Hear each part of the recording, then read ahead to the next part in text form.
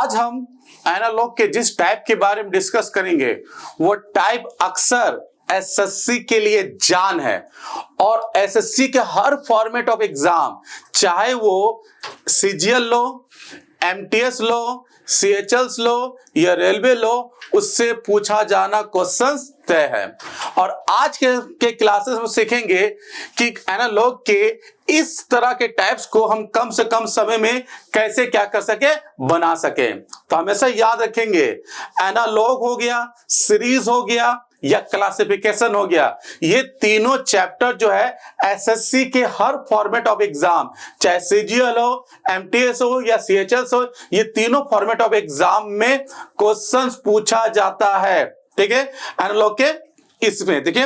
और एनालॉग के जिस जो ये टाइप है, इस टाइप को हम लोग क्या बोलते हैं, लेटर एनालॉग बोलते हैं। क्या बोलते हैं? Letter analogue. और लेटर एनालॉग का बनाने का जो प्रोसेस है, वो प्रोसेस आपने सीखा होगा जरूर। वो प्रोसेस किससे निकलता है?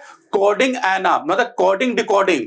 मतलब कोडिंग डिकोडिंग में जो अल्फाबेट ऑर्डर आप लोग पढ़े थे ना, उसी अल्फाबेट ऑर्डर से हम इस तरह के प्रश्नों को कम से कम समय में क्या कर सकते हैं, सॉल्व कर सकते हैं। कम से कम समय में सॉल्व कर सकते हैं। तो सर कोडिंग डिकोडिंग में क्या था? कोडिंग डिकोडिंग में एक अल्फाबेट ऑर्डर था कि नहीं? तो अल्फाबेट ऑर्डर क्या होता है? किसी भी लेटर का प्लेस वैल्यू, जैसे ए का 1 होता है तो बी का कितना 2 हो जाएगा, उसी तरह के जेड का कितना हो जाएगा 26 हो जाएगा। तो सर इस ऑर्डर को याद रखने के लिए कोई इजीएस्ट ट्रिक है? तो इस ऑर्डर को ऐसे तो यूट्यूब में बहुत सारा ट्रिक अवेलेबल है, लेकिन सबसे अच्छा जो इसका ट्रिक होता है वो ट्रिक होता है 5 लेटर वाला। 5 लेटर से एक वर्ड बनता है और उस वर्ड का नाम आप लोग को याद होगा, ई ज्योति। क्या है? ई JOTY, इसको बोलते हैं ई ज्योति। तो ई ज्योति में हमको याद है कि ई किसको रिप्रेजेंट करेगा? 5 को रिप्रेजेंट करेगा, ठीक है ना। जे किसको रिप्रेजेंट करेगा? तो आपको 10 को रिप्रेजेंट करता है। और ओ किसको रिप्रेजेंट करता है? 15 को रिप्रेजेंट करेगा। टी किसको रिप्रेजेंट करता है? 20 को रिप्रेजेंट करेगा। और वाई किसको रिप्रेजेंट करेगा? 25 को रिप्रेजेंट करेगा। हमको मालूम है जितना भी लेटर है इसी तरह के लेटर के आसपास होता है। जैसे फॉर एग्जांपल अगर तुमसे पूछ लिया जाए कि के का अल्फाबेट ऑर्डर आखिर होता क्या है, तो बोलो के जो है वो किस लेटर के बगल में आता है? तो जे के बगल में आता है। अगर जे का 10 है तो के का कितना हो गया? 11 हो जाएगा। क्लियर है? उसी तरह बोलोगे, जैसे कि फॉर एग्जांपल अगर तुमसे पूछ लिया है भी का जो अल्फाबेट ऑर्डर है वो क्या है, तो भी किसके बगल में आता है? टी के बगल में आता है। अगर टी का 20 है तो यू का 21, तो भी कितना हो जाएगा? 22 हो जाएगा। क्लियर है? उसी तरह तुमसे अगर बोल दिया जाए कि x का क्या होगा, तो x का जो होता है वो किस लेटर के बगल में x आता है? तो x जो आता है वो y के बगल में आता है। अगर y का 25 है तो ऑलवेज आप देखोगे तो y से पहले कौन होता है? x होता है। तो x का कितना हो जाएगा? 24 हो जाएगा। 24। तो इस तरह से आप किसी भी लेटर का आप ऑर्डर निकाल सकते हो बहुत इजीएस्ट प्रोसेस में। और इसी प्रोसेस का इस्तेमाल करके इन सभी प्रश्नों को हम सॉल्व कर सकते हैं, जिसमें किसी तरह का दिक्कत आपको होने वाला नहीं है। तो चलिए हम लोग जानते हैं कि इसको कैसे सॉल्व करेंगे। तो पहले समझते हैं कि ये एनालॉग आखिर होता क्या है। ठीक है, तो हमेशा एक चीज को याद रखेंगे कि जो एनालॉग होता है वो प्रोपोर्शन को रिप्रेजेंट करता है। और प्रोपोर्शन का मतलब होता क्या है? 2 रेशियो के बीच में समानता। मतलब इन दोनों के बीच में जो समानता होगा, यही समानता इसके और इसके बीच में होने वाला है। बस आपको यही फाइंड करना है कि इसमें और इसमें क्या समानता है।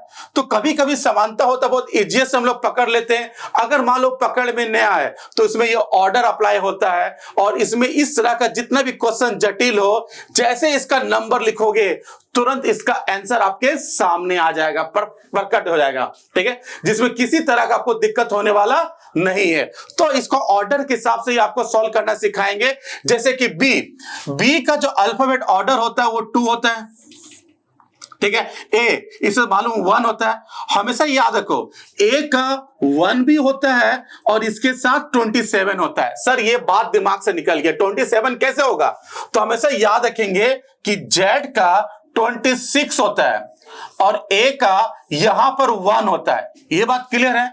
लेकिन हमेशा याद रखो Z पर अल्फाबेट ऑर्डर खत्म होता है और यहां से ये फिर U टर्म लेता है, U टर्म ले लेगा, तो इस हिसाब से A का ये 27 हो जाएगा। ये बात आपको समझ में आया होगा। चलिए नेक्स्ट चलते हैं।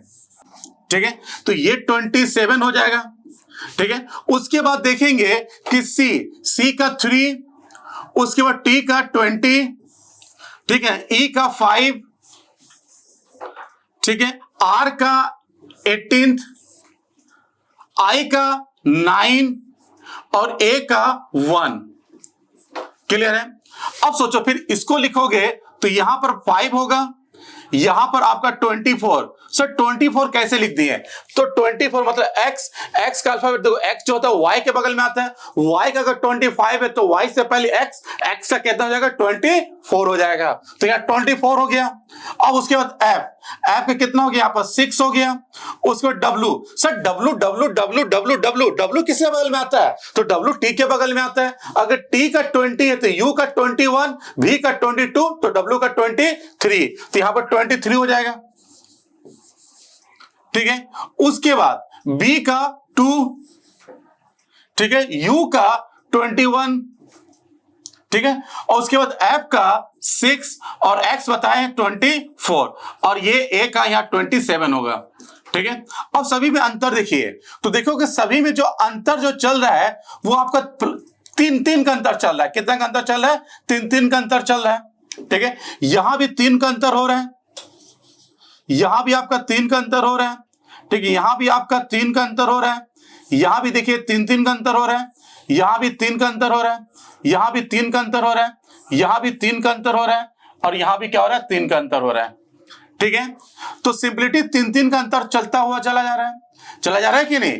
तो 3 का अंतर अगर हो रहा है तो 3 का अंतर देखेंगे तो देखो यहां पर W, तो W में यहां देखो पहले इसमें देखो यहां 2 था, यहां 5 है, मतलब इसमें 3 को क्या किया?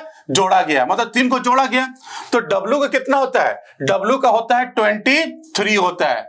अगर 23 में अगर 3 जोड़ेंगे तो कितना होगा? 20 क्या होगा? 6 होगा। तो 26 किसको रिप्रेजेंट करेगा? तो 26 Z को रिप्रेजेंट करेगा। तो ऑप्शन में Z कहां का है? बोले Z यहां पर भी है, Z यहां पर भी है, Z यहां पर भी है, तो मतलब ऑप्शन नंबर C गलत हो गया। ठीक है, इस तरह से हो गया। अब फिर देखेंगे, उसके बाद देखो यहां पर सेकंड, देखो सेकंड जब आप देख रहे हो तो इसमें एक चीज देखेंगे, इसमें 3 का अंतर है, इसमें माइनस और प्लस कुछ भी होगा 3 का अंतर होना चाहिए। तो ऑलवेज यहां पर देखेंगे O, तो O का कितना होता है? O का 15 होता है। अगर इसमें 3 माइनस करेंगे तो यहां पर 12 होगा, या 3 प्लस करेंगे तो यहां पर 18 होगा। तो या तो L होगा या तो क्या होगा? R होगा। तो बोल देखेंगे यहां पर L और L, यहां पर R दिखाई दे रहा है, तो ये भी क्या होगा? एप्लीकेबल कर रहा है कि नहीं? तो नेक्स्ट मेरा क्या होता है? नेक्स्ट मेरा देखोगे 3 का अंतर होना चाहिए, तो 3 का जो अंतर होगा तो नेक्स्ट मेरा U होता है। तो U में अगर मान लो U का अल्फाबेट ऑर्डर कितना होता है? 21 होता है। U में अगर 3 प्लस करो या 3 माइनस करो, अगर 3 प्लस करो तो 24 होगा और 3 माइनस करोगे तो ऑलवेज क्या होगा? 18 हो। क्या होगा? 18। तो 24 को रिप्रेजेंट करेगा? X को 18 R को रिप्रेजेंट करेगा। तो देखो X या तो R होगा, तो देखो इसमें R है और इसमें क्या X है, तो ये दोनों एप्लीकेबल कर रहा है, ये दोनों एप्लीकेबल कर रहा है, मतलब ये वाला गलत और इन दोनों खाली देखेंगे, इन दोनों को। अब Q और इसमें देखेंगे, अब इसको और इसको खाली देखना है। ठीक है, तो नेक्स्ट इसमें देखेंगे कि इसमें नेक्स्ट जो है आपका यहां पर N है। तो N में अगर मान लो N का अल्फाबेट ऑर्डर कितना है? 14। इसमें 3 प्लस करोगे तो यहां पर कितना हो जाएगा? 17 होगा। अगर इसमें 3 माइनस करोगे तो यहां पर 11 होगा। या तो 17 Q को रिप्रेजेंट करता है और 11 किसको रिप्रेजेंट करेगा? K को। या Q और K होगा, तो देखेंगे Q किस में है? तो देखेंगे Q इसमें है और इसमें भी Q है, तो ये दोनों एप्लीकेबल कर रहा है, यहां तक दोनों एप्लीकेबल कर रहा है, यहां तक दोनों एप्लीकेबल कर रहा है। ठीक है, और यहां भी G और यहां भी है, मतलब इन दोनों में से कोई एक आंसर होगा। ठीक है ना? तो एक चीज हमेशा याद रखेंगे, दोनों में सारा चीज क्या उसके बाद समानता है, तो इन दोनों में आंसर कौन होने वाला, इस चीज को खाली इसके अंदर में पकड़ने का दरकार है। ठीक है, तो इसके लिए हमेशा याद रखेंगे इसमें क्या हुआ, 3 माइनस हुआ था, इसमें 3 माइनस हुआ था, तो ऑलवेज यहां पर देखेंगे O, तो O का कितना होता है 15, तो O में अगर 3 माइनस करेंगे तो L होगा, तो ऑलवेज इसमें देखिए L और इसमें R, इन दोनों में से इसमें अगर माइनस किया गया है तो माइनस वाला करेंगे, तो option number B is the right answer, खटाक। ठीक है, बहुत यूनिक क्वेश्चन था, बहुत इजीएस्ट प्रोसेस आपको सिखाएं। आपको क्लासेस कैसा लगा कमेंट जरूर कीजिएगा। अगर तब भी कुछ डाउट है तो कमेंट के द्वारा आप बताएंगे, तो आपको क्वेश्चन को हम सॉल्व करना और भी प्रोसेस सिखाएंगे। ठीक है, तो आज क्लासेस बस इतना, फिर मिलते हैं दोस्तों। जय हिंद दोस्तों।